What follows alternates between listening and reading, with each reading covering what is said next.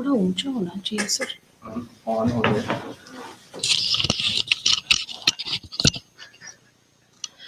नमस्कार। स्वामी विवेकानंद सुभारती विश्वविद्यालय के प्रांगण में Nandlal Bose Swami Vivekananda Subharti college of fine arts and fashion design के परफॉर्मिंग आर्ट्स विभाग की ओर से मैं डॉक्टर भावना ग्रोवर आज हमारे साथ उपस्थित माननीय निमंत्रित वक्ता, सभी शिक्षकगण, कलाकार,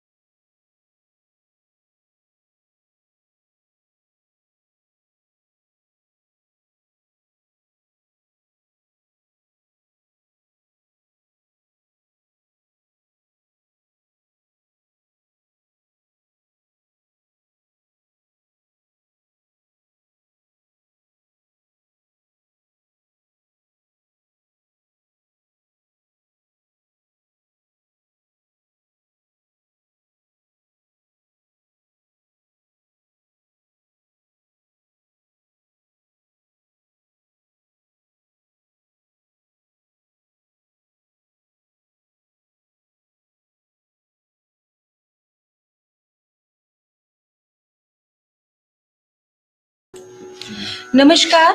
कुछ तकनीकी प्रॉब्लम होने के कारण हम अदृश्य हो गए थे।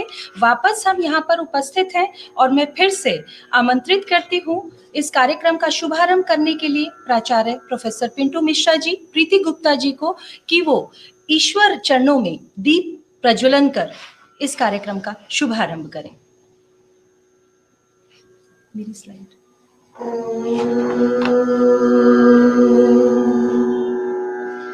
शुभं करोति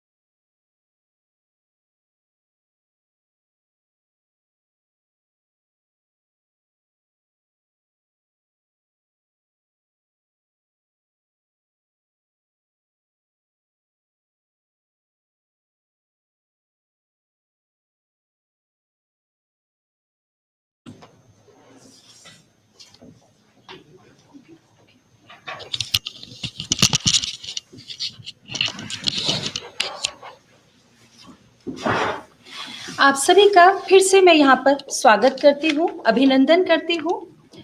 कार्यक्रम शुरू होने से पूर्व मैं आपको विभाग से कुछ थोड़ी बहुत जानकारी मैं यहाँ पर देना चाहूंगी। स्वामी विवेकानंद सुभारती विश्वविद्यालय में ललित कला संकाय की स्थापना 2009 में हुई और इसी के अंतर्गत परफॉर्मिंग आर्ट्स विभाग की स्थापना 2013 में हुई। भारतीय संस्कृति को सजोने और संवारने के लिए इस विभाग की स्थापना गायन, वादन और नृत्य के विषयों के साथ की गई। आज भी यहाँ पर इन विषयों के साथ स्नातक, स्नातकोत्तर और पीएचडी स्तर तक कार्यक्रम संचालित किए जा रहे हैं, पाठ्यक्रम संचालित किए जा रहे हैं, जिसके अंतर्गत देश और विदेश से भी छात्र छात्राएं आकर के यहाँ पर शिक्षा प्राप्त कर रहे हैं। अब ज्यादा समय में न लेते हुए आज की वक्ता सुप्रसिद्ध भरतनाट्यम नृत्यांगना विदुषी प्रतिभा प्रहलाद जी से आपको जोड़ती हूँ। Before that I am giving a brief introduction. I am saying brief introduction because आपके योगदानों की और आपके कलाकारी जीवन की जो सूची है वो बहुत ही लंबी है, इसलिए मैं उसका सूक्ष्म ही विवरण आपको देना चाहूंगी। मैडम दिखाई दे रही हैं। बहुत बहुत प्रणाम, नमस्कार मैडम, आपका हृदय से स्वागत है हमारे परफॉर्मिंग आर्ट्स विभाग के इस प्रांगण में। और ये समय ही है 21st सेंचुरी और ये एजुकेशन ही है जो आप और हमको जोड़ रही है आज यहाँ पर, और एक माध्यम जो एक वर्चुअल माध्यम बना है उसके जरिए हम आज यहाँ पर जुड़ रहे हैं। मैडम का एक ब्रीफ इंट्रोडक्शन मैं यहाँ पर दे रही हूँ। प्रतिभा Prahlad is a eminent danseuse, choreographer, educator, author, speaker, arts administrator, and a cultural visionary with more than 5,000 performances in over 18 countries. Pratibha Prahlad has carved a niche for herself as artist extraordinaire. Her unparalleled work in the field of arts is guided by her passionate belief in strength of traditional art forms combined with a contemporary understanding of changing cultural landscapes. As a cultural multiplier, she has conceptualized and curbed several arts festivals, including Vijayotsav, the Hampi National Tourism Festival in 1995. Once it became a hugely successful, the government of Karnataka took over the festival from her. With indefatigable energy and passion, Pratibha Prahlad has pioneered India's most prestigious arts festival, Delhi International Arts Festival. Her innovating efforts in creating India's signature arts festival, DIAF, has given a new dimension to India's cultural footprints globally. This festival, within a few years, has come to be recognized as a powerful platform for cultural tourism and cultural diplomacy and brands India on world stage. In addition to conceptualizing, curating, and organizing India's largest arts equity, Pratibha Prahlad has introduced many new spaces for cultural performances in the NCR, including heritage monuments like Red Fort, Purana Killa, Qutub Minar, Chandni Chowk, malls, parks, open public spaces, and such like. The festival is organized on PPP model with the Union Ministries of Culture and Tourism, ICCR, and other semi-government organizations as partners. Several international festivals, foreign ministries of culture, embassies, cultural centers for art producers also collaborate with DIAF. Pratibha Prahlad has served with distinction on several prestigious government committees. She was given charge of Hanover Expo 2000 by the Union Ministry of Commerce, where the Indian Pavilion at the Milestone Expo became the most sought after. She was on the executive board of Sangeet Natak Academy from 1998 to 2004. As the convener of the Cultural Committee of Commonwealth Games 2010, she designed the opening and closing ceremonies. She has served as a member of the jury for National Film Awards and Dada Sahab Phalke Award 2011 to 2014. Pratibha Prahlad has also designed the syllabus for dance for NCERT and designed the syllabus for MHRD's Master's Degree Program online in 2015-16. Pratibha Prahlad has been conferred the PadmaShri in 2016, prestigious Sangeet Natak Academy Award in 2001. She has received the highest Karnataka State Government Rajyotsav Awards in Rajyotsav Award in 2001 and Karnataka Kalashri in 1997. She is the only artist of her generation on an Indian My Stamp of Rupees 5, released by the Department of Posts and Telegraphs in her honor when the department released a first day cover of Delhi International Arts Festival. She continues her work in the field of arts and social and cultural empowerment as the founder chairperson of non-profits Prasiddha Foundation and Forum for Art Beyond Borders and the artistic director of Prasiddha Dance Repertory. As Pratibha Prahlad ji says, cultural is the wealth you pass on to future generations. It is the identity and is the only truly unifying force in the divisive world. It is our collective responsibility to invest in culture.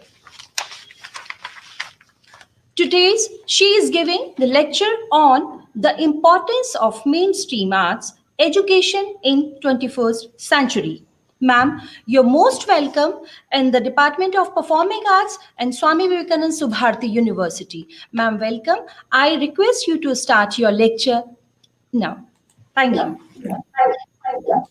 Thank you. Saraswati Namastubhyam Varade Kamarupini Vidyarambam Karishyami Siddhir Bhavatu Me Sada. Greetings to all of you in 2021, to all the faculty members, the board members, the students of this wonderful university, Subharti Vivekananda University.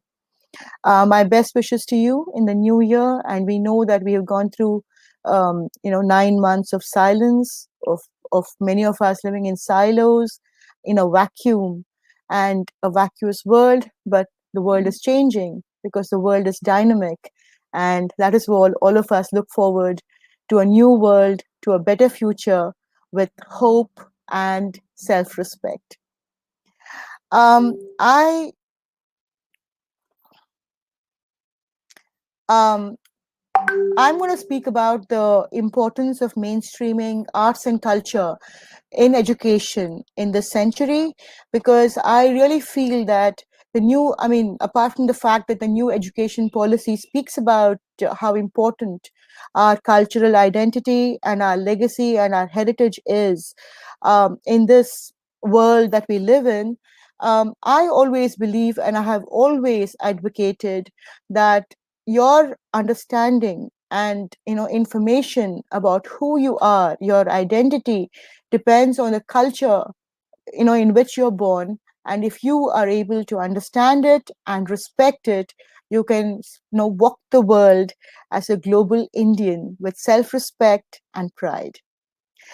I also want to greet you on National Youth Day, which is tomorrow, in the memory of the great intellectual giant, scholar, philosopher, and one of the greatest people who walked this earth last century, Swami Vivekananda. So I'm just going to begin saying my prayers to Saraswati, to Bhavani, and my greetings again to all of you. Within infinite myths lies the eternal truth. Who sees it all? Who knows it all? Varuna has but 1,000 eyes. Indra has 100 eyes. We, you and I, have only 2 eyes. Everybody, all of us, are born into a myth. Everybody lives in a myth. In the past, this was accepted without questioning. Our lives were woven together around the myths that we heard. Our lives were guided by the myths we remembered. We never questioned the characters' actions. We were, in fact, guided in our daily lives by the manner in which these characters dealt with their problems and resolved them. Myth was accepted as truth, which was subjective, intuitive, cultural, and grounded in faith. In the West, myth was meaningless. If something was proven as a myth, it becomes a folklore, or a false folklore, or a fable. So they called myth fables because it was not scientifically proven.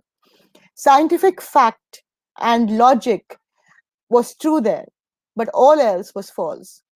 But a statement need not be scientific to be true. A statement need not be historical to be true. There are many planes of truth, which is what the Indian mind understood, that they were layering and there were many planes of truth. There's a certain quality about mythical truth also. Mythical truth is poetic truth. It gathers all the strands of philosophy, spirituality, and scriptures, art, performative arts like the one that I do, dance, and aesthetics, and sets it in motion before the eye as mythical poesis.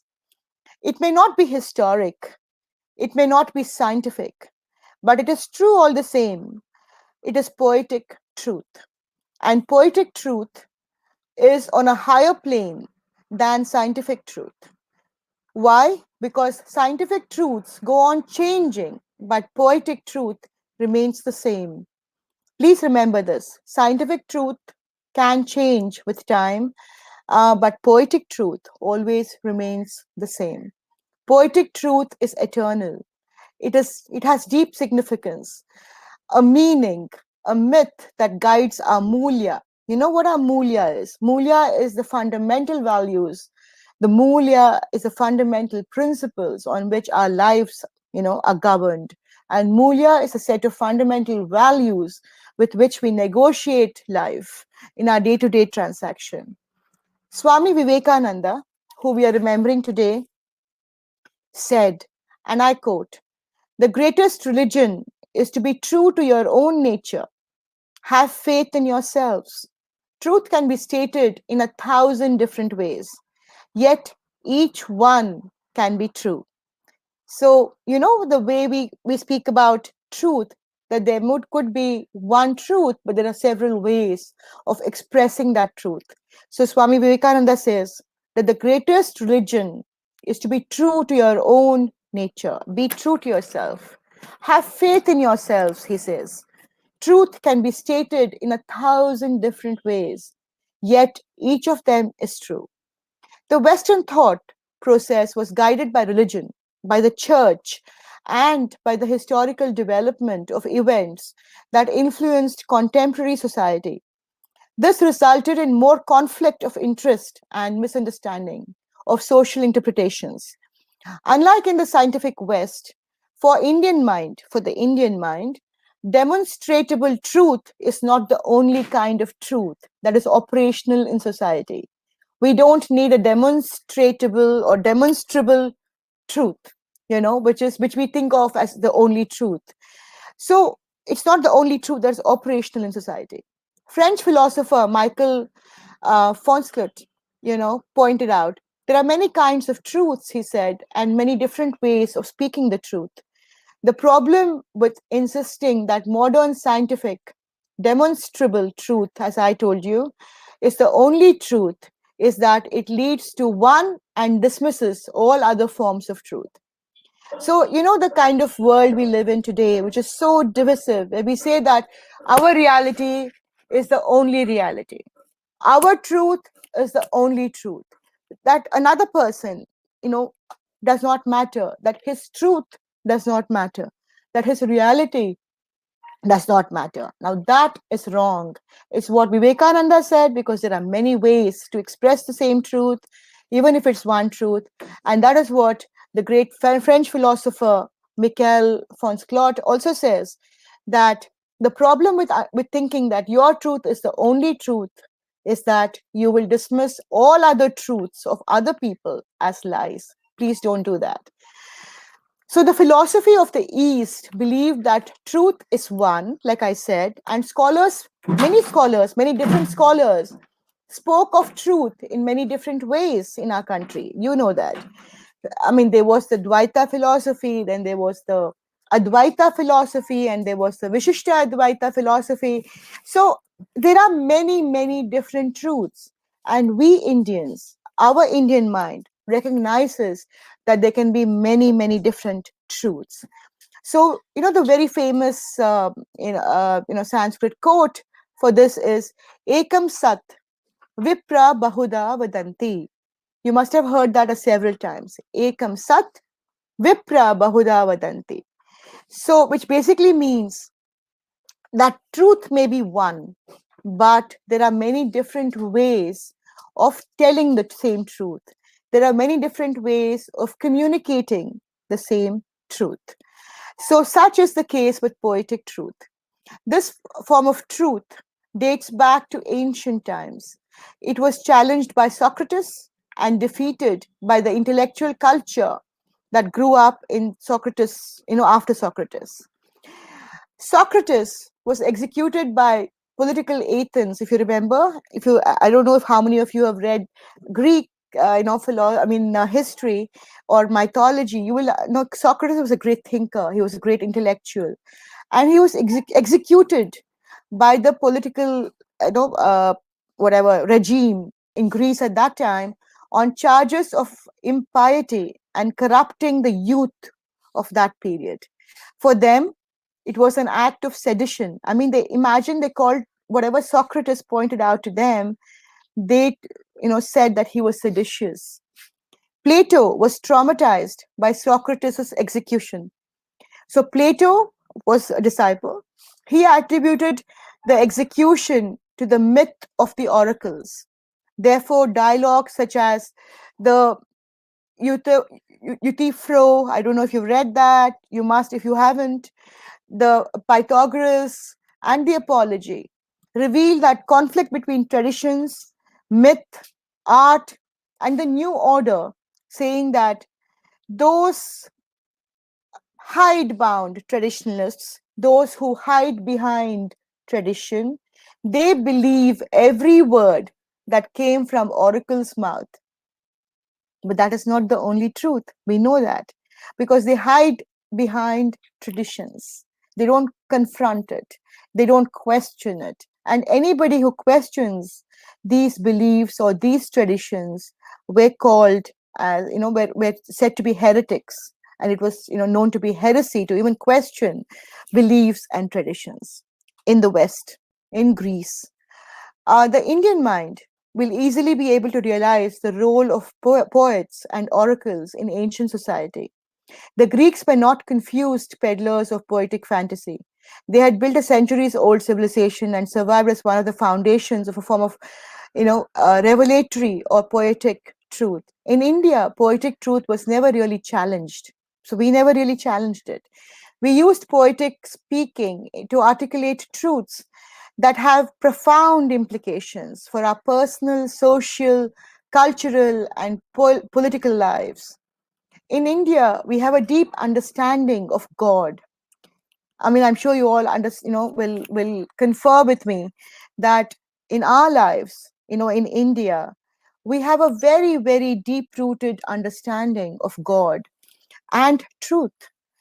Creation or art, so when I say creation, art, because art is creation and creativity belongs to the realm of truth, and creativity also belongs to the realm of godhood, of gods. So creation or art is not something separate from God. Creation is his leela, like we say leela. Krishna ka leela hai. What is leela? Leela was his play. We said, how did this universe get created? This universe got created through the leela of the gods, we said. When God was playing, the whole universe came into being, was created. So his leela play, he himself hiding in many forms, the Dasha avatars that we so, strongly believe in, that he came as Matsya, the fish, he came as the tortoise, he came as the boar, he came as Narasimha, the half man, half lion, he came as the dwarf, he came as Parashurama, the angry man, he came as Rama, the Sampurna Manava, the beautiful, complete man, he came as Krishna, the mischievous, naughty Krishna. He also came as Buddha, giving away all desires and meditating upon godhood. And now he comes as Kalki, riding fast on a white unicorn and destroying everything around him, and giving people the awareness and the knowledge that time is of essence. So we think of God, as creativity. We think of God as the creator. We think of God as the ultimate artist. You know that Shiva, Nataraja, was the ultimate dancer, and Krishna was the ultimate musician. He was a beautiful, flautist. He was a musician, and so many of our gods could play different musical instruments. They could dance. They could, enjoy. And in this Maya, Mahamaya, the great mystical truth, the great mystical reality was his Leela, his play, his magic, which created this entire beautiful universe. So we think of God as a dancer. We think of God as Nataraj, like I told you, the cosmic dancer. Krishna was also considered a dancer when he danced on the Kaliya Mardan, and when he danced on the serpent Kaliya. Everything was his play. Everything was Maya. Everything was his Leela. It is Nataraja's dance that creates, the universe. And it's his dance that destroys the universe. Shrishti and Samhara were two sides of the same coin. Shrishti being creativity, birth, and Samhara being dissolution, destruction, or what do you call it, rebirth, or death. So Shrishti and Samhara were two sides of the same coin. They are inseparable, they're co-joined. So Nataraja's dance was his creativity. He as a dancer was creativity, and he was forever in motion. We say the world is dynamic. We say the universe is dynamic. We say our lives are dynamic. We say that you and I are ever changing. We are ever mutating. Even that pandemic, I mean, even this virus, COVID-19, was mutating. Even that is dynamic. I mean, can you imagine? Everything around us is dynamic. What is static is not living. What is dynamic is life, because life is dynamism. Life is dynamic. So as long as the dancer is dancing, which is what we believe, the dance will go on. The universe will keep mutating, will keep dancing, will keep changing, will keep getting into different forms, as long as the eternal celestial dance of the one God, supreme God, one truth, that we perceive in many different ways, but one truth, one God that all of us think of in many different ways, is forever in motion, forever dynamic, forever dancing, forever creating, forever recreating, forever destroying, forever generating fresh life. Shrishti, Samhara. The dancer and the dance exist together. You cannot separate the two. Ancient Hindus knew myth as mithya. Mithya was also truth, though seen through the frame of reference. I don't know if you understand. Myth is something that happened. Mithya is the story of what happened. So it is seen through a frame of reference. Like we know the Ramayana, we know the story. The core story may have been a very short story of Rama being born, Rama having married Sita, Sita being abducted by somebody, Rama having gone to save her and coming back. There are so many sub stories to the main storyline. That is Mithya. Mithya was also truth, but in a expanded way. Mithya was truth seen through a frame of reference. Sat was truth. Sat Chidananda, we say. Sat, your soul, your inside. Sat was truth independent of a frame of reference. So they propounded that Brahman, Brahma, the creator, is the truth, and his creation that is subjected to constant change. The Jagat is Mithya. So what do they say? Brahma Satyam, Jagat Mithyam. Brahma is the eternal core truth, the complete truth. Brahma, the creator. Whatever you want to call him, whichever name you want to call him by. Gods are known, like I said, by different names. God is truth, truth is God, and we give them different names and different versions. So Brahma Satyam, the creator, Brahma, God, is Satyam, is a reality, is truth. Jagat Mityam, the world that he created, in which we all live, in which you and I are a part of, is Mithya, is a telling of that story. It's a Maya, it's a magic of that same truth. It's an expansion of that truth. It's a magic of that truth. But it is the reality in which you and I live. It is not the ultimate reality that belongs to God. That is the difference. So when you think of the creator and creation as the painter and the painting, as two different entities, you already have separated yourself from God. So this idea of separation could not be conveyed to the masses, in a simple form. So therefore came the idea of Dvaita Siddhanta. I told you right in the beginning about Dvaita, Advaita, and Vishishta Advaita. What is Dvaita? Dvaita is that God and you are two separate beings. You say you live in two separate realms. So Brahma Satyam, Jagat Mityam. The painter and his painting are not the same person. The painter is here, he is the one who painted, yes, but the painting can be separated from the painter, right? So I am separate from God is what Dvaita philosophy, the Dvaita Siddhanta people believed. But even this truth was conveyed to the masses in mythical poetic form. Let me quote but then I'm just going to quote an incident from Swami Vivekananda's life to you, because we are, doing this whole talk in the wake, just because the National Youth Day, and for remembering Swami Vivekananda, and you are all, all of you belong to this wonderful university that's named after Swami Vivekananda. So let me just tell you an incident from Swami Vivekananda's life. One day, Vivekananda was sitting at the feet of Durga. You know that he worshipped Durga, Bhavani, at the Kheer Bhavani temple in Srinagar. So he had traveled, he had gone to Srinagar, and he was sitting at the feet of the Kheer Bhavani temple in Srinagar.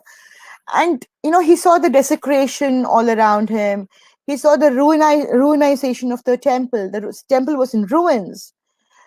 So he was very unhappy and very agitated and very agonized and very angered by the fact that that the Muslim invaders had come and had desecrated and had ruined the Kheer Bhavani temple in Srinagar. So he was, he thought to himself, he was angry. After, of course, the initial pain and the agony, Swami Vivekananda was very angry, and he said, if I had been there when this happened, I would never have allowed it to happen. I would never have allowed such a thing to happen. I would have laid down my life to protect the mother. How can invaders come into my temple, to my mother's temple, to Jai Bhavani's temple, and ruin the whole place and desecrate the whole place? They are non-believers. If I was here, I'd have protected the mother, and I'd have seen to it. I'd have laid down my life to protect the mother, which is what we see these days. People saying that we're going to lay down our lives to protect God. So, when he said this, and he kind of thought it aloud, and he said this, he kind of, had someone tapped his shoulder. He kind of felt someone tapping his shoulder. He felt it.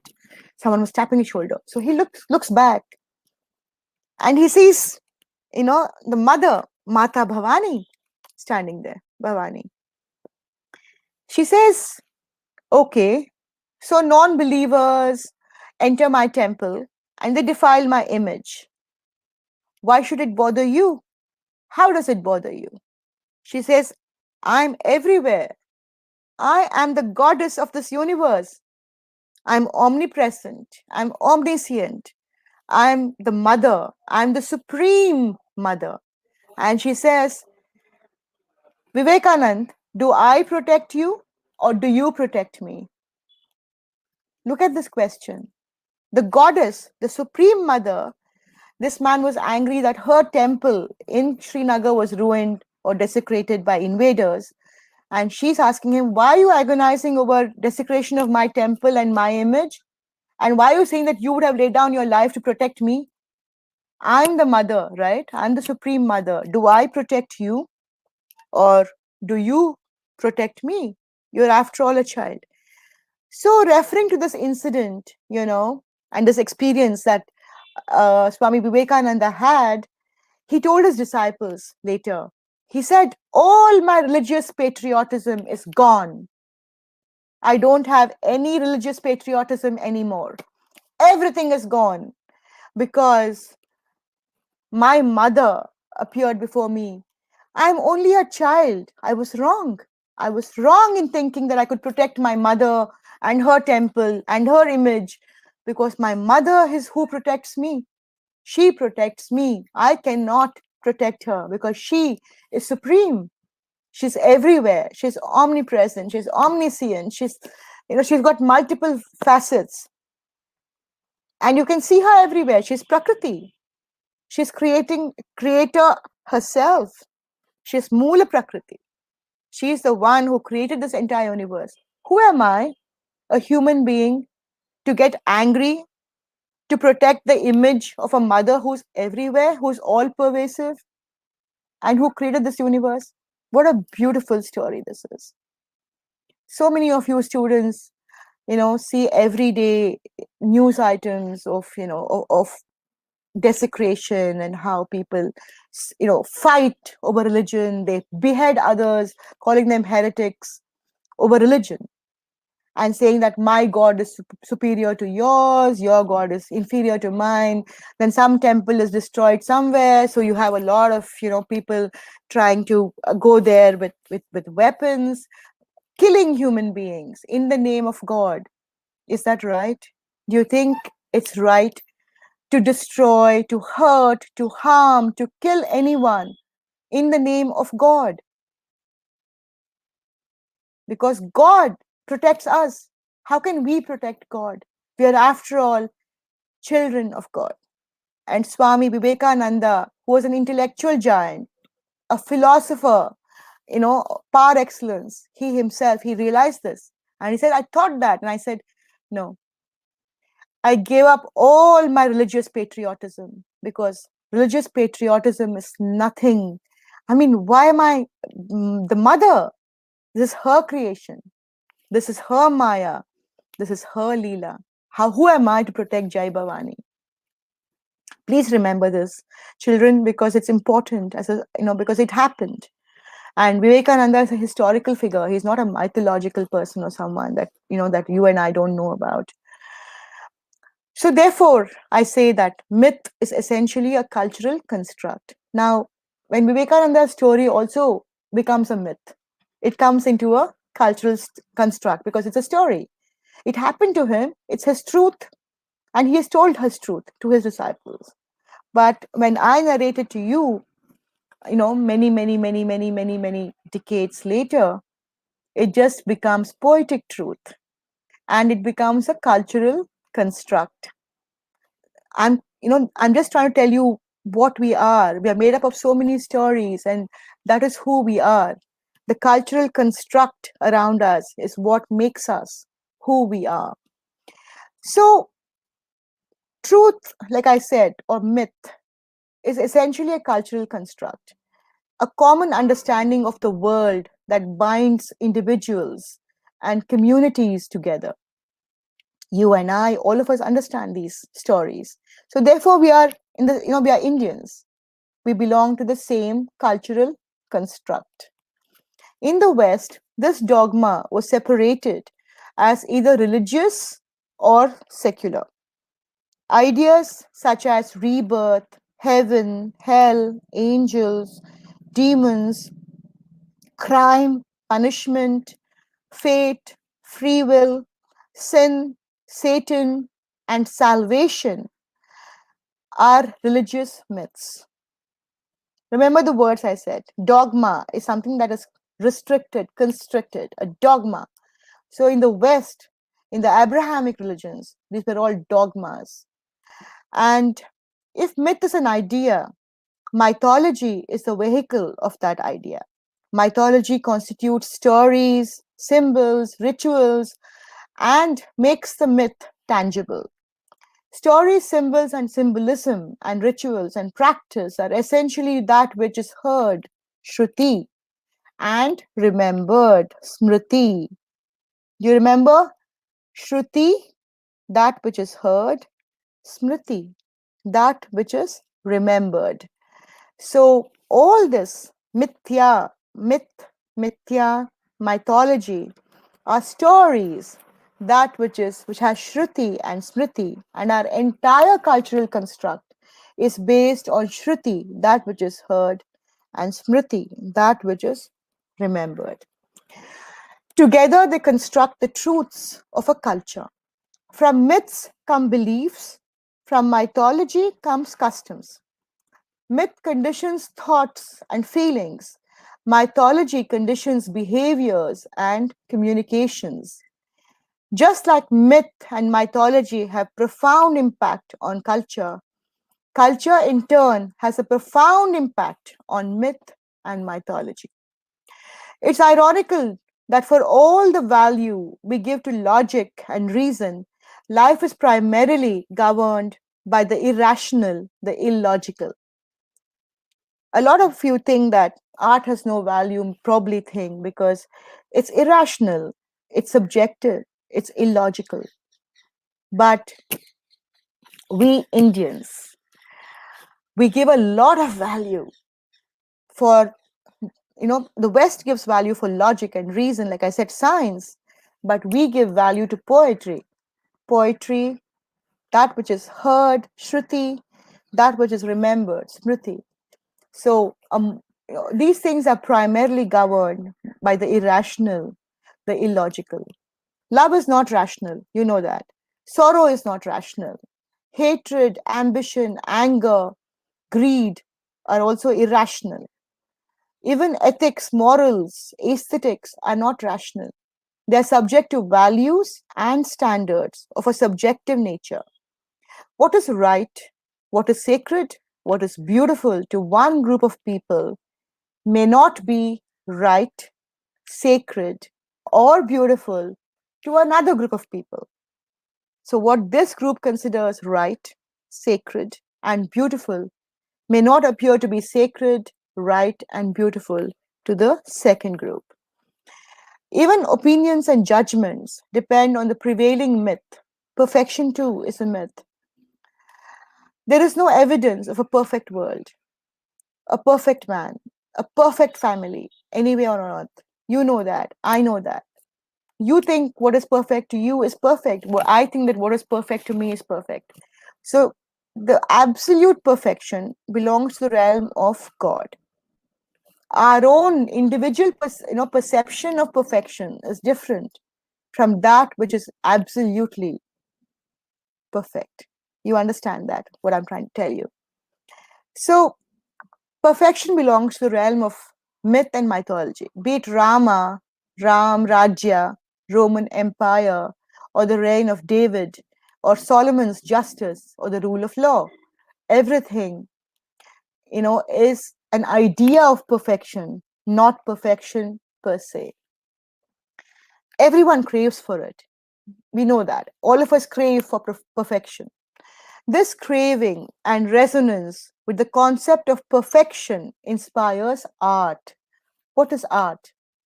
Art is a reflection of that the artist perfects or perceives as the ultimate truth. So that craving to be perfect, that craving and resonance with the concept of perfection is what inspires art and artists. Therefore, art is immense and deep. It's I'm coming to the core of art. You may say, वो तो नाचना गाना है, ये तो painting है, वो sculpture है, ये architect. No. What is art? Art is as core to your being, to your own self, to your individual self, as is breathing. Because everyone, all of us, crave for that perfection, or for a resonance of that perfection. And that is art an artist, who creates art, also is inspired by that perfection and wants to recreate it. So, what art is that which is inspired by truth, by myth, by mithya, and by perfection. Therefore, art is of immense value, like I say, to life and living. It's the very breath, the sattva, the truth, the core of life. Art, please remember, is the breath of life. And it's as deep and meaningful as perhaps the soul and its search for truth. We come back to the same thing. The soul is an eternal search for truth. We know there's one truth and there are many different perceptions of truth. So art tries again to imitate that perfection. And so there are many versions and many different types of art. Art is soul. Art is your soul. Art is your truth. Art is your creativity. Art is what inspires you to breathe, to breathe. It's the very breath of life. Again, Vivekananda said, and I quote, all power is within you. You can do anything and everything. Believe in that. Do not believe that you're weak. Do not believe that you're half crazy lunatics, as most of us do nowadays. You can do anything and everything without even the guidance of anyone. Stand up and express the divinity within you. What does Vivekananda says? That all of you have divinity within you. You have truth within you. Your soul is truth. Your soul is art. Your breathing is creativity. Your breathing is art. Your breath is art. So he says, all Vivekananda says, I'm going to quote again, all power is within you. You can do anything and everything. Believe in that. Do not believe that you're weak. Do not believe that you are half crazy lunatics, as most of us do these days. You can do anything and everything without even the guidance of anyone. Stand up and express the divinity within you. Swami Vivekananda says, stand up and express the divinity within you, because that is your truth, that is your art, and that is your reality. The arts in India have always encapsulated, both in structure and content, the philosophical aspirations of the Indian mind. For example, Bharatanatyam, I'm a Bharatanatyam dancer that I practice, is the oldest and the most traditional classical dance form. It appears as a subtle synthesis of philosophy, sculpture, music, literature, poetry, and painting, and architecture. To speak about Bharatanatyam is to enter into a philosophical discourse on ethics, aesthetics, and social reality all at once. The illusion of art is reinforced by the religious themes of dance and drama, stories which are often extracts from our epics, mythologies, legends, and Vedic scriptures. Let me come to this. Why is art so important? Why is educating ourselves and educating the world about art so important? Because art is truth, art is your breath, art is your soul. The way a society looks at art throws light not only on the art but also on the society. India has always been heart oriented. The West has been mind oriented. The Western mind could create great scientific edifice, but the Indian mind could not. How can great science come out of innocence? Art comes out of innocence. Art comes out of purity. Art comes out of truth. Art comes from the soul. It doesn't come from logic or reasoning. Art comes from the third eye, your mind's eye, not the mind, which starts getting into reasoning and logic. So while the West was oriented towards the mind, in India, we were always oriented towards the heart. So life, was a process of artistic creation. Like I told you, it's Nataraja's, dance that created the whole universe. We believe that. It was Nataraja's Damaru that created the first sounds of the universe, the entire universe. We believe that. We believe that deeply. The Leela, the Maya of the gods created all this beautiful universe, and the world that we live in came from that reality, is what again we believe. So, life itself was a process of artistic creation. Life was a prayer. Life was a spiritual journey. And that journey had to be taken from the heart. By defining things, the mind creates barriers, boundaries, frontiers. But seen from the heart, existence was limitless. Existence was meditation. Existence was yoga. Yoga, remember. Your whole existence was meditation. Your existence was yoga. And meditation and yoga had to be in contact with existence with no mind in between. The moment there is mind, there is a divide. There's no divide between the divine and you, no barrier between the existence and you, because the heart cannot draw boundaries. Existence itself becomes art and artistic practice. Ancient Indians lived a spiritually and artistically rich life. Everything they did had an element of art in it, from greeting each other with namaskara. Basically, it says, I bow to the divine in you. Namaste. During the pandemic, when the virus set forth and the lockdown set forth, people were scared to shake hands and say, hello, how do you do? They started doing namaste. Even, all those world leaders like Trump and Macron and Boris Johnson and all of them was doing namaste, namaste. Indians knew long time back that we should not be shaking hands, we should not be, doing high fives, we should not be doing bro, or, knuckle or whatever it is, but we should namaste. I bow to the divine in you. Namaste. So we recognize that there was divinity in everybody, and I've told you about that earlier. I and dhyana, meditation, yoga practice had to be an everyday occurrence in the ancient Indians' lives. Their homes had art. You know that ancient Indians, even the villages, they used to have painting on the walls of their houses. I mean, so many different beautiful styles of painting, like Madhubani, like Bandhani. There's so many different artistic works that you see, and those have come from those specific cultures because people lived with art. Art was an everyday occurrence in their life. The outside of the houses, they had rangoli. Do you also, I mean, in any of your houses, does your grandmother or mother put rangoli, the beautiful designs outside? It was to welcome the gods and to make your house auspicious when gods entered your house. So therefore they drew rangoli. That also was an artistic activity. And there were paintings on the walls, poetry, literature, sculpture, all done as an offering to the divine. Please remember, we did everything as an offering to the divine. In search of the undivided being, Hindus have tried to explore inner consciousness.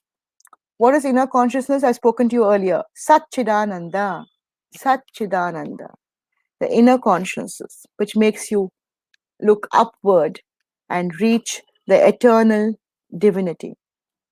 So, while some sat in meditation, there were different ways to attain the divine, attain divinity.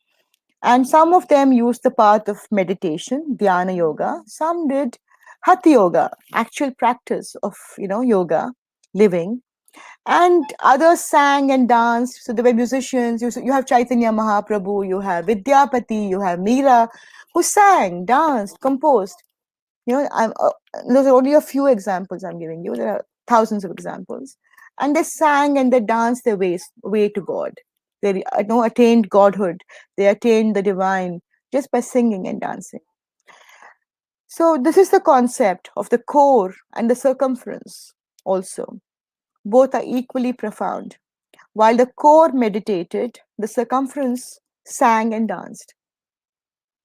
The body sang and danced. The soul meditates. So that is what we mean by the core and the circumference. If one had to go in search of a guru to learn the scriptures and meditate, one also had to go in search of gurus to learn dance and music. The relationship between guru and shishya was sacred and from the heart.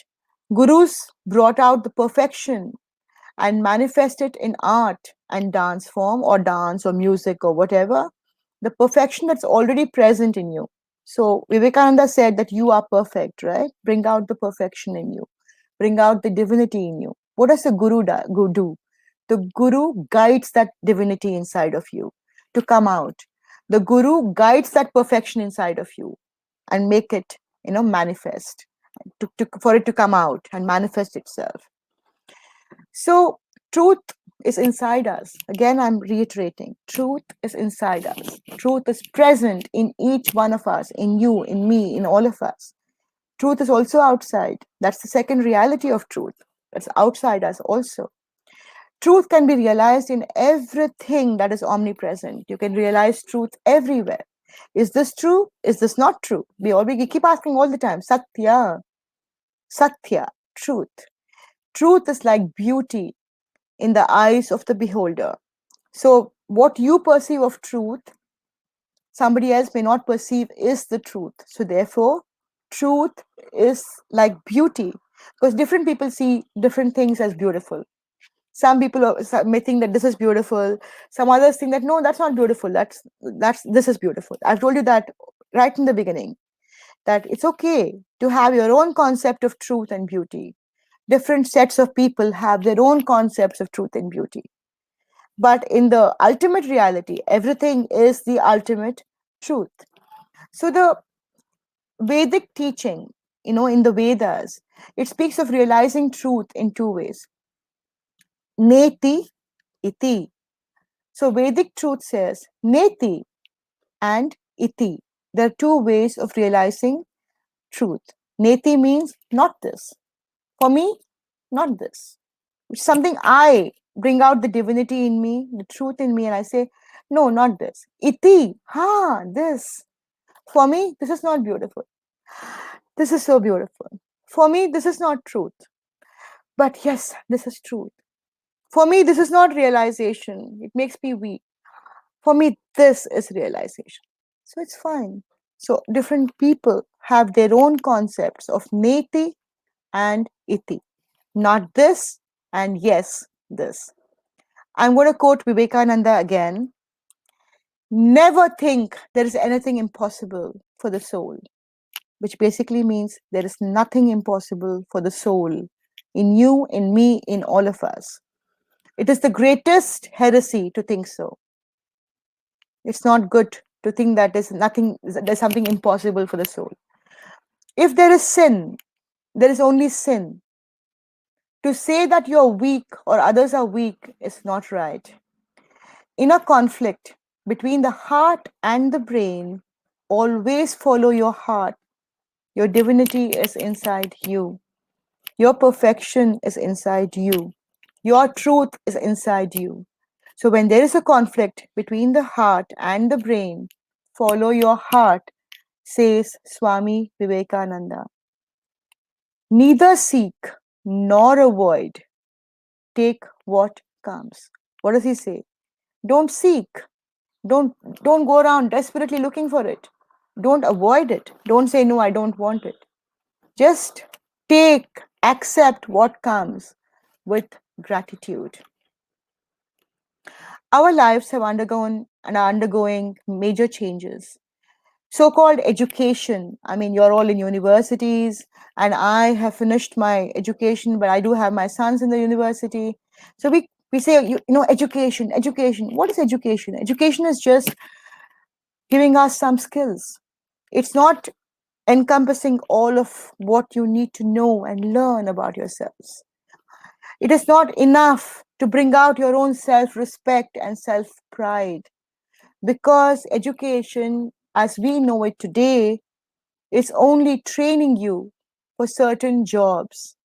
And an education that trains you for certain jobs is not education. It's just learning of a certain skill set. So, Unfortunately, power and money is with those who have no understanding of the aesthetic and the epistemological functions of art. So whether it's the state, by the state I mean the government or the corporates who have the money, they don't know about the aesthetic and epistemological functions of art. It's art that makes you who you are. Art brings truth in, to you. Art shows you truth. Art shows you myth. Art shows you Satchidananda. Art shows you reality, a perceived reality, which is the artistic reality. The Indian diaspora, before it got consumed. Now, what is art according to the Indian diaspora and to the Western world? It's Bollywood. And what is Bollywood, children? It's cinema. Cinema is not pure art. Cinema does not give you values. It just mirrors a story in front of you of some people, some lives led, some decisions they took, and therefore the implications of those decisions that they took and what happened to them thereafter. It does not show you absolute truth. It does not show you perfected truth. It does not show you perceived truth. And in a life, in our own lives, for us to understand our own true meaning and our own values, we need to understand absolute truth, perfected truth, and perceived truth. And cinema, Bollywood does not give you that. Please just look at Bollywood movie, remember, forget. But a lot of people think Bollywood is art. No, it's not. Bollywood is cinema. Especially, I mean, just think about me. I'm a classical dancer and I've done classical dance for 50 years of my life, more than 50 years. And even today, when I talk to, my students and all that, I'm talking of Indian values. I'm talking of our core values. I'm talking that Satya is one, Mithya. There's very many different ways of expressing it. I'm talking to you about the stories that are heard, Shruti, the stories that are remembered, Smriti, like the Vedas, the Puranas, the Upanishads, the epics, Ramayana, Mahabharata. They were not written down earlier. They were all Shruti and Smriti, that which was heard and that which was remembered. And I'm talking to you about core values of life. But these values that are propounded in our arts helps break out from the dominion of blind necessity into the domain of spiritual freedom. Why do I say this? Vivekananda says that too. You know that. He says that all of us are going after something. We want first education, then we want a job, we want a car, we want a better car, we want a house, we want a better house, we want a bigger house, we're never thinking about how good are we.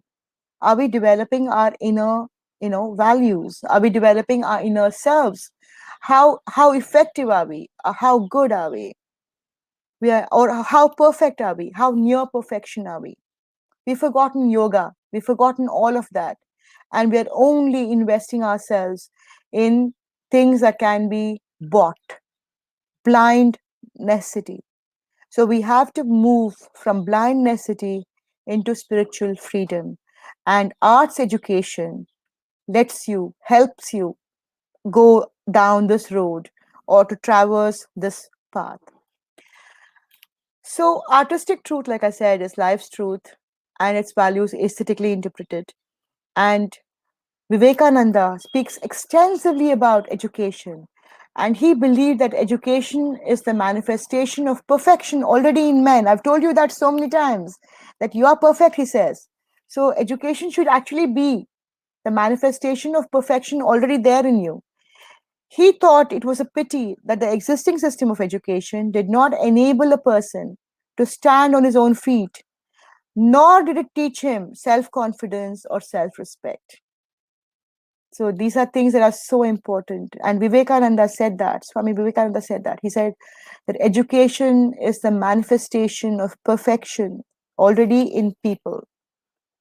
It's a pity that the existing system of education does not enable a person to stand on his own feet, nor did it teach him self-confidence and self-respect. To develop self-respect, a person needs to have very strong core values. These values are ingrained in you by the immediate family, community, society, and institutions, your schools, your colleges, your teachers that you go to. Not just, well, sometimes in the formal training that you receive, but also in many informal ways that they have these kinds of sessions that they have, with invited guests for you. Therefore, the urgent need to incorporate arts and culture into the core curriculum of education. See, I'll come to you once in a while, maybe once a year, speak to you and go away. And then you won't remember that. But if arts and culture becomes a core curriculum, if it's mainstreamed into the syllabus, if it is part of our education, an inherent, integral part of education from nursery, from the primary school to college, university, imagine the kind of people that we will produce who will be the future generation of our society. Beautifully well groomed, holistic people who understand who they are, who have self respect, pride, who understand that their creativity lies inside, who could think laterally, who could think about the many different truths that are available to us, who can reject one iti, neti. I like this, not this. Yes, it is, which the Vedas allow you to. It says everything is governed on the principle of neti iti, not this, yes, this. So it gives you the ability to choose. That's what it means. So imagine that kind of an education. And that is why I keep saying that art and culture, the arts, when I say about arts, I mean, classical dance, classical music, instrumental music, painting, sculpture, our art forms have to be part of the mainstream education system in our country. They have to be part of the syllabus, the core syllabus of education in our country, from the primary school to university level, at least to the undergraduate level, because after that you can choose what you want to master in. Understanding of any of the classical arts in our country, they help you in making you a true global Indian. You cannot take away, you cannot wish away your Indian identity. You are Indian, but you have to be a full-fledged Indian by understanding who you are. And the arts and education of arts and culture help you in making you the person, the fully holistic, well-rounded, informed, well-informed person that you should be when you step on the stage as a global Indian. Let me end by again remembering Swami Vivekananda.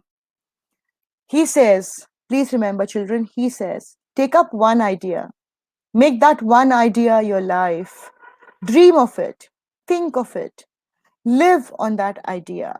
Let the brain, the body, the muscles, the nerves, every part of your body be full of that idea.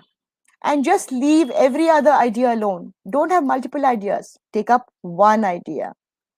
This is the way to success, he says. And this is the way great spiritual giants are produced. Can I repeat the quote? I'm going to end with this. Take up one idea. Make that one idea your life. Dream of it. Think of it. Live on that idea.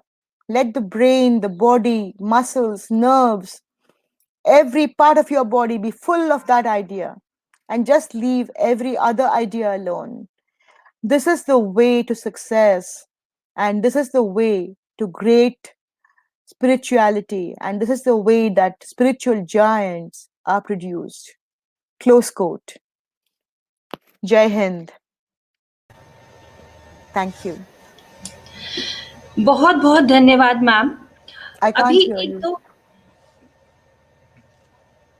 तो बहुत बहुत धन्यवाद ma'am. अभी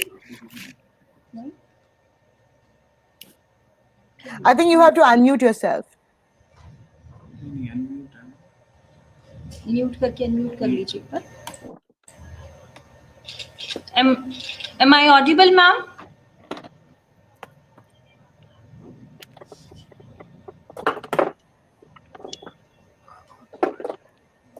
Am I audible, ma'am? Can you hear me? Yes, ma'am. But I can't hear Am you. I I don't know audible, why. ma'am, now?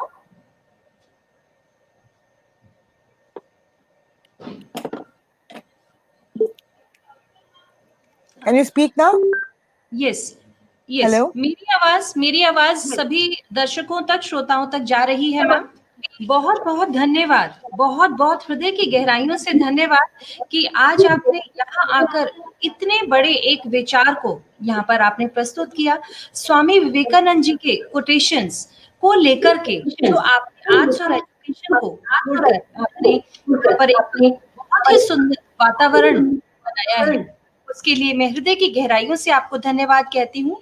आपने स्वामी विवेकानंद जी के विषय में बता करके और उनके कुछ कोटेशंस और कुछ, जैसा कि scientific truth can change but poetic truth is eternal, Leela of the God created, specially ब्रह्म सत्यम जगत मिथ्यम, art is truth, art is breath, all the way of living, art is everything. Definitely, ma'am, art is everything. Art comes from our third eye. आपने इन सब बातों से हमको जोड़ा। मैं ma'am 2 प्रश्न आपसे पूछना चाहती हूँ। कुछ प्रश्न आए हैं, उनमें से कुछ 2 खास हैं, क्योंकि बहुत समय नहीं है, तो 2 प्रश्न मैं पूछना चाहूंगी। विशाल जी हैं, उन्होंने पूछा है, in today's day and age of machine learning in all, what is one thing that performing arts can teach us that science can't replicate? Because nowadays अभी ऑक्सफोर्ड यूनिवर्सिटी या अदर यूनिवर्सिटी ऑनलाइन प्रोग्राम और online courses शुरू कर रही हैं, online education शुरू कर रही हैं music, dance, specially performing arts को लेकर के। तो ये क्या बाकी सब सब्जेक्ट्स के जैसे ही या बाकी सब विषयों के जैसे ही ऑनलाइन इसकी शिक्षा हो सकती है, या आगे आने वाली एज में क्या इसके बेनिफिट्स हैं, उसके बारे में जानना चाहते हैं?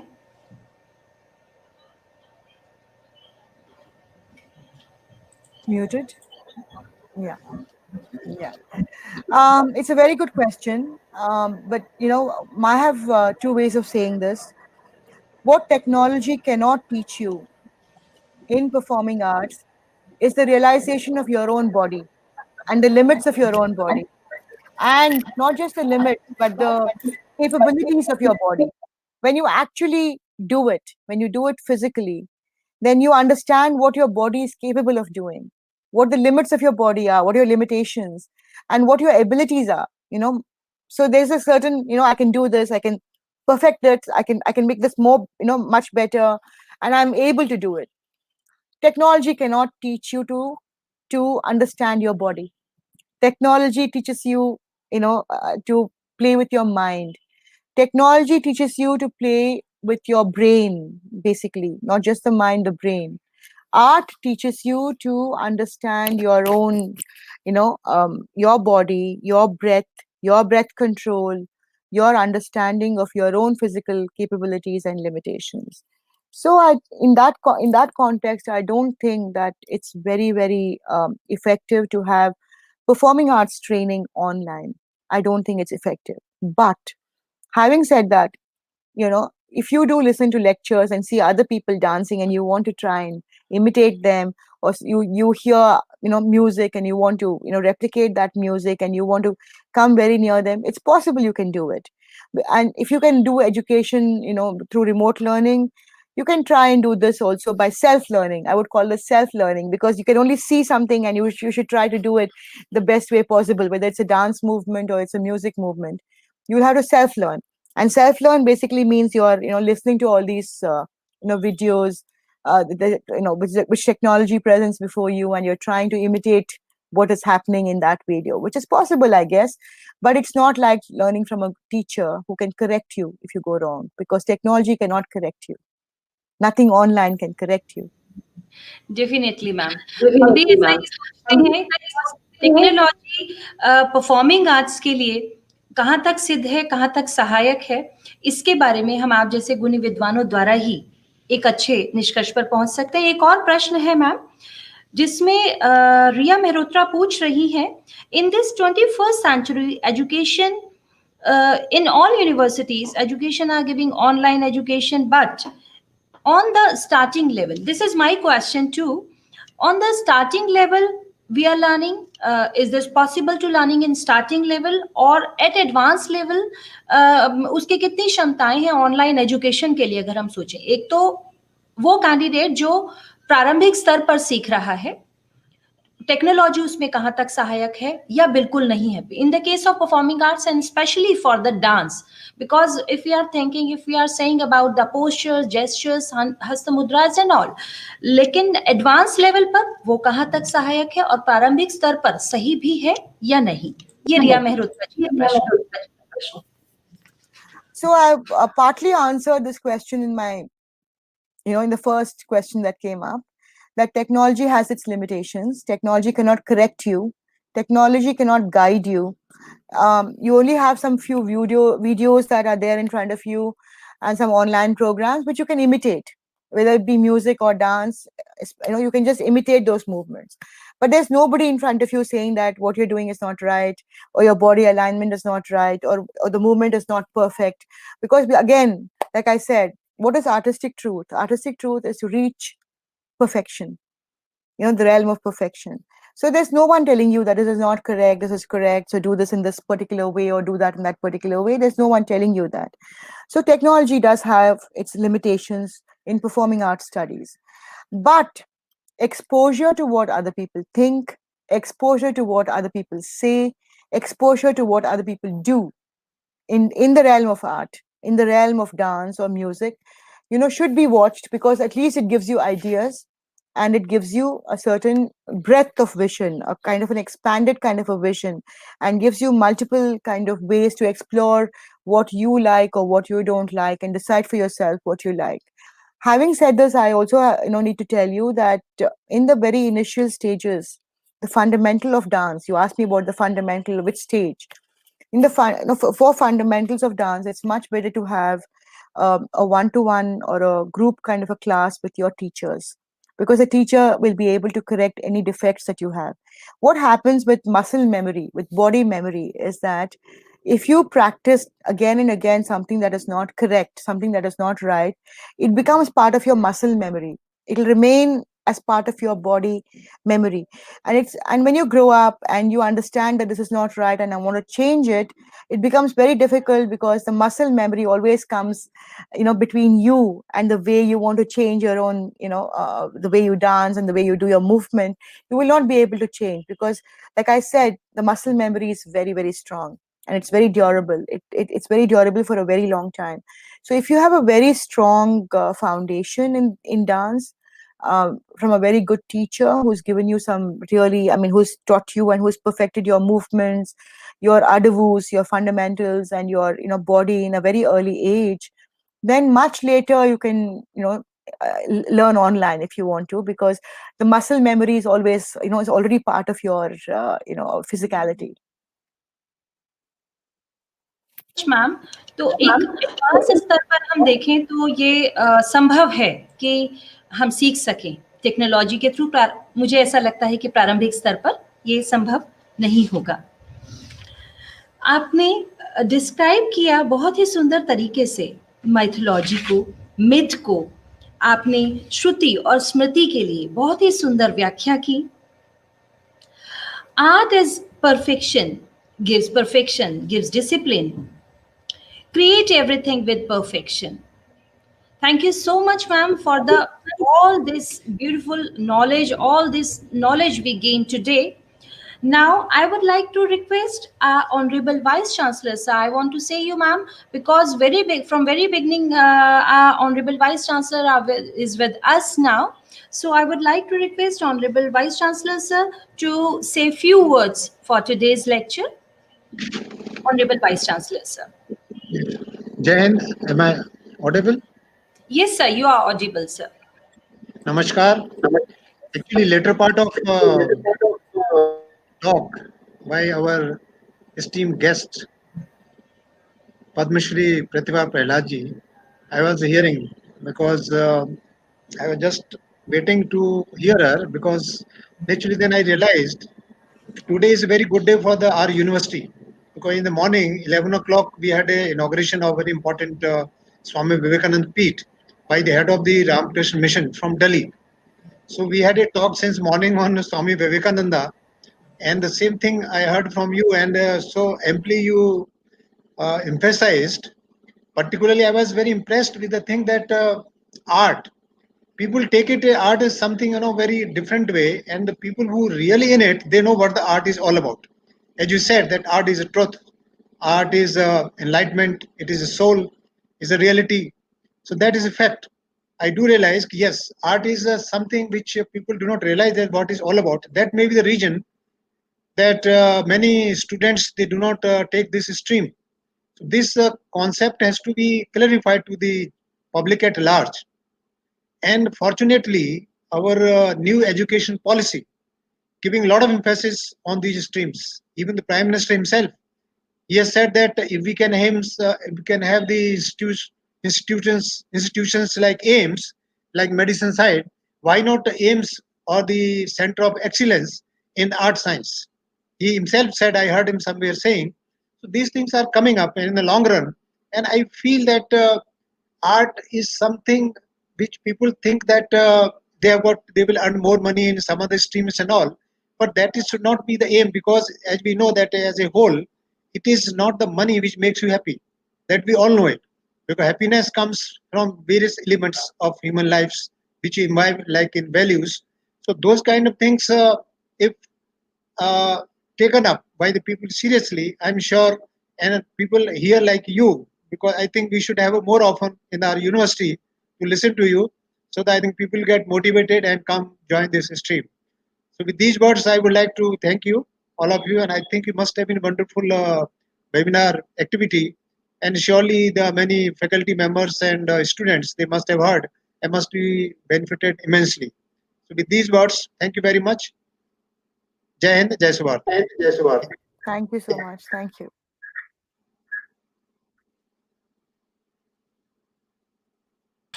Thank you so much. Thank you so much, sir, for your valuable words, your blessings. Because every time you encourage us to do the things like this, कि हमारे यहाँ और अनेक विद्वान आए और हम उनसे इस तरह की चर्चा कर सकें. अब मैं अपने ललित कला संकाय के प्राचार्य एवं डीन प्रोफेसर पिंटू मिश्रा जी को आमंत्रित कर रही हूँ. वे आए और धन्यवाद ज्ञापन करें.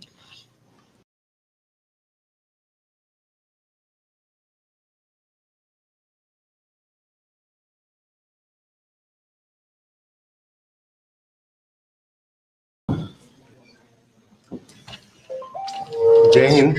सुभारती विश्वविद्यालय के Nandlal Bose Subharti college of fine art fashion design के परफॉर्मिंग आर्ट विभाग की तरफ से इस सफल गेस्ट लेक्चर का आयोजन किया गया. मैं यहाँ उपस्थित सभी श्रोतागणों को बधाई देना चाहूंगा और उनको धन्यवाद करना चाहूंगा. सर्वप्रथम मैं प्रमुख वक्ता पद्मश्री श्रीमती प्रतिभा प्रहलाद जी को धन्यवाद देना चाहूंगा, जिन्होंने अपना अमूल्य समय निकाल के हमारा ज्ञान वर्धन किया और मुझे उम्मीद है वो आगे भी हमसे इसी तरह जुड़ी रहेंगी. धन्यवाद मैम. और मैं अपने विश्वविद्यालय के कुलपति डॉक्टर वीपी सिंह जी का धन्यवाद करना चाहूंगा कि वो हमारा हमेशा सदैव इसी तरह से मार्गदर्शन करते रहते हैं और आगे भी करते रहेंगे. अपने विश्वविद्यालय के मैनेजमेंट का मैं बहुत बहुत आभार व्यक्त करना चाहूंगा कि उन्होंने हमें इस तरह का आयोजन करने का अवसर प्रदान किया. इस इंफॉर्मेटिव सेशन के आयोजन के लिए डॉक्टर भावना ग्रोवर और उनकी टीम को मैं धन्यवाद करना चाहूंगा कि उन्होंने इस तरह का आयोजन किया और सभी छात्रों का और सभी कला प्रेमियों का ज्ञानवर्धन किया. इसके लिए मैं मीडिया डिपार्टमेंट का बहुत बहुत धन्यवाद करना चाहूंगा कि जिनके बिना ये कार्यक्रम हम लोग लाइव देख पाए और सभी लोगों तक पहुंच पाया. और Ashok Subharti school of Buddhist study के डीन डॉक्टर हीरो जी का मैं धन्यवाद करना चाहूंगा कि उन्होंने हमारा इस कार्यक्रम को बनाने में और आगे बढ़ाने में बहुत बहुत सहयोग किया. और सभी जुड़े हुए लोगों को मैं धन्यवाद करना चाहूंगा और सभी छात्रों को और जिन लोगों ने आज के सेशन से जो अपने ज्ञान बढ़ाया और प्रतिभा जी से जो सीखा और जो उनको सुना, उसके लिए मैं सभी को धन्यवाद करना चाहूंगा. और इतने सुंदर आयोजन के लिए मेरी बहुत बहुत शुभकामनाएं हैं। धन्यवाद। Thank you. Thank you so much. Thank you.